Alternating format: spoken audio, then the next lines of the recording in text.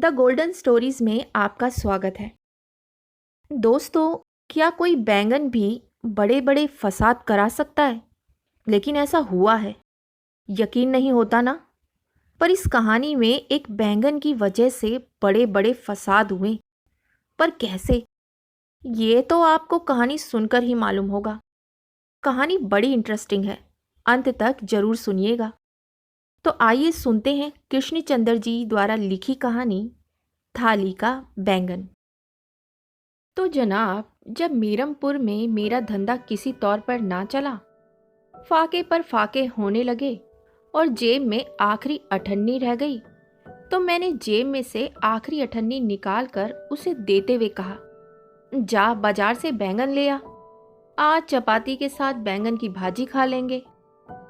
वो नेक वक्त बोली, इस वक्त तो खा लेंगे, शाम के खाने का क्या होगा?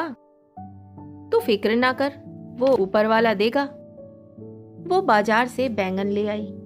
रसोई में बैठकर उसने पहला बैंगन काटा ही था कि उसे अंदर से देखकर ठिठक गई। अरे, उसके मुंह से बेख्तियार निकला। क्या है? मैं रसोई के अंदर गया। उसने मुझे कटा हुआ बैंगन दिखाया। देखो तो, इसके अंदर क्या लिखा है? मैंने गौर से बैंगन देखा। बैंगन के अंदर बीज कुछ इस तरह एक दूसरे से जुड़ गए थे कि लफ्ज अल्लाह साफ दिखाई दे रहा था। हे भगवान! मैंने अपने माथे पर हाथ रखकर कहा, ये तो मुसलमानों का अल्लाह है। मोहल्ला पुरबयां जहां मैं रहता था, मिला जुला मोहल्ला है, यानी आधी आबादी हिंदुओं की और आधी मुसलमानों की है। लोग जोक दर जोक उस बैंगन को देखने के लिए आने लगे। हिंदुओं और मसीहियों को तो उस बैंगन पर यकीन ना आया, लेकिन हाजी मियाँ छन्नन उस पर ईमान ले आए और पहली नज़र नयाज उन्होंने ही दी। मैंने उस कटे हुए बैंगन को शीशे के बक्से में रख दिया। थोड़ी देर में एक मुसलमान ने उसके नीचे हरा कपड़ा बिछा दिया। मनन मियाँ तंबाकू वाले ने कुरान खवानी शुरू कर दी।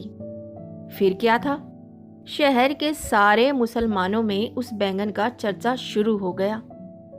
जनाब, समतीपुरा से मेमनपुरा तक और हिजवाड़े से कमानीगढ़ तक और अधटिला मियाँ के चौक से लेकर मोहल्ला कोठियारा तक से लोग हमारा बैंगन देखने के लिए आने लगे। लोग बाग बोले, एक काफिर के घर में ईमान ने अपना जलवा दिखाया है। नजर नयाज बढ़ती गई। पहले 15 दिनों में 7,000 से ऊपर वसूल हो गए, जिसमें से 300 रुपये साईं करम शाह को दिए गए, जो चरस का दम लगाकर हर वक्त इस बैंगन की निगरानी करता था। 15-20 दिन के बाद जब लोगों का जोश ईमान ठंडा पड़ता दिखाई दिया, तो एक रात मैंने आहिस्ता से अपनी बीवी को जगाया और मैंने कटे हुए बैंगन का रुख जरा सा सरकाया और पूछा, अब क्या दिखाई देता है? ओम। अरे, ये तो ओम है। मेरी बीवी ने उंगली ठोड़ी पर रख ली। उसके चेहरे पर इस्तेजाब था।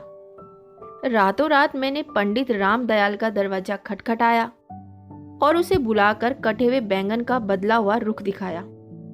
पंडित रामदयाल ने चीख कर कहा, अरे, ये तो ओम है, ओम। इतने दिनों तक मुसलमानों को धोखा देते रहे। बस फिर क्या था, सारे शहर में ये खबर आग की तरह फैल गई कि कटे हुए बैंगन के अंदर दरअसल ओम का नाम खुदा हुआ है। अब पंडित रामदयाल ने उस पर कब्जा जमा लिया। रात दिन आरती होने लगी, भजन गाए जाने लगे, चढ़ावा चढ़ने लगा। मैंने रामदयाल का हिस्सा भी रख दिया था कि जो मेहनत करे उसे भी फल मिलना चाहिए। लेकिन बैंगन पर मिल्कियत मेरी ही रही। अब शहर के बड़े बड़े संत जोगी और शुद्ध महात्मा और स्वामी इस बैंगन को देखने के लिए आने लगे। शहर में जा बजा लेक्चर हो रहे थे। हिंदू धर्म की फजीलत पर धुआंधार भाषण दिए जा रहे थे। 25 दिनों में कोई 15-20 हजार का चढ़ावा चढ़ा और सोने की अंगूठियां और सोने का एक कंगन भी हाथ आया। लेकिन आहिस्ता आहिस्ता लोगों का खुमार फिर ढलने लगा। तो जनाब, मैंने सोचा अब कोई और तरकीब लड़ानी चाहिए। सोच सोच कर जब एक रात मैंने अपनी बीवी को जगाकर मैंने ओम का जाविया जरा सा और सरका दिया और पूछा, अब बता क्या दिखाई देता है। वो देखकर घबरा गई, मुंह में उंगली डालकर बोली, हे राम, ये तो ईसाइयों का सलीब है। मैंने अपने होठों पर उंगली रखते हुए कहा, बस किसी से कुछ ना कहना। कल सुबह मैं पादरी डियो रोड से मिलूंगा।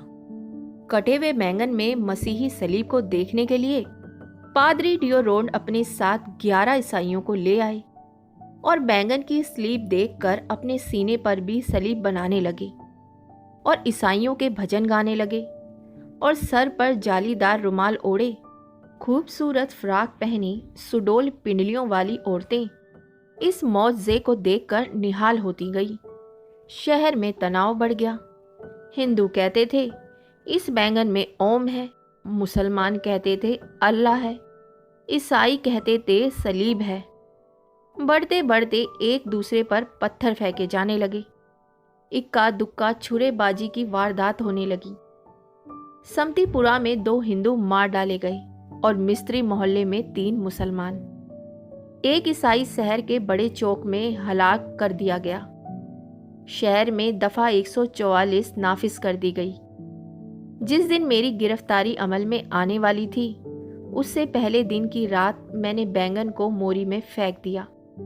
घर का सारा सामान बांध लिया और बीवी से कहा, किसी दूसरे शहर चलकर दूसरा धंधा करेंगे।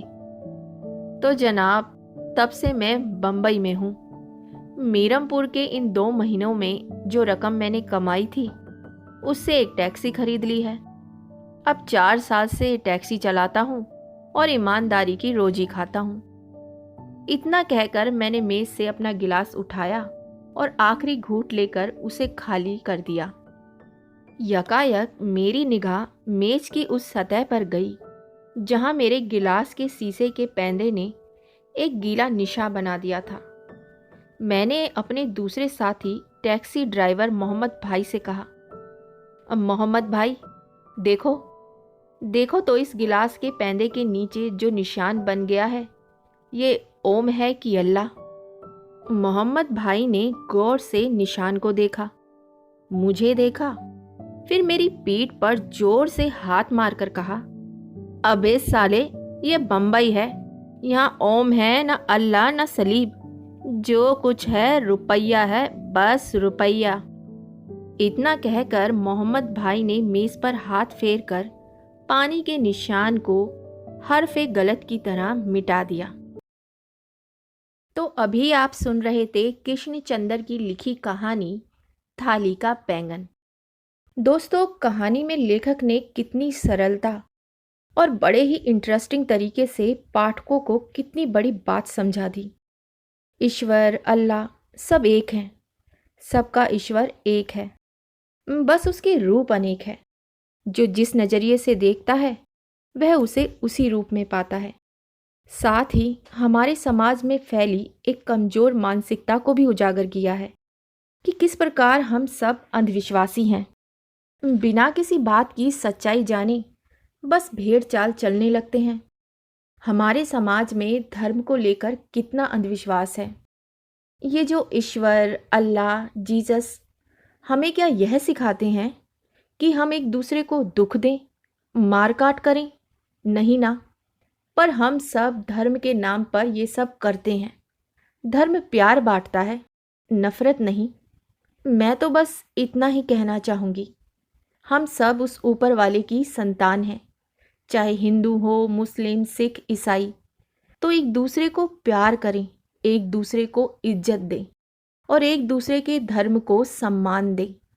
तो इसी के साथ मैं तो आपसे विदा लेती हूँ और बहुत जल्द मिलती हूँ एक नई कहानी के साथ। तब तक के लिए अलविदा।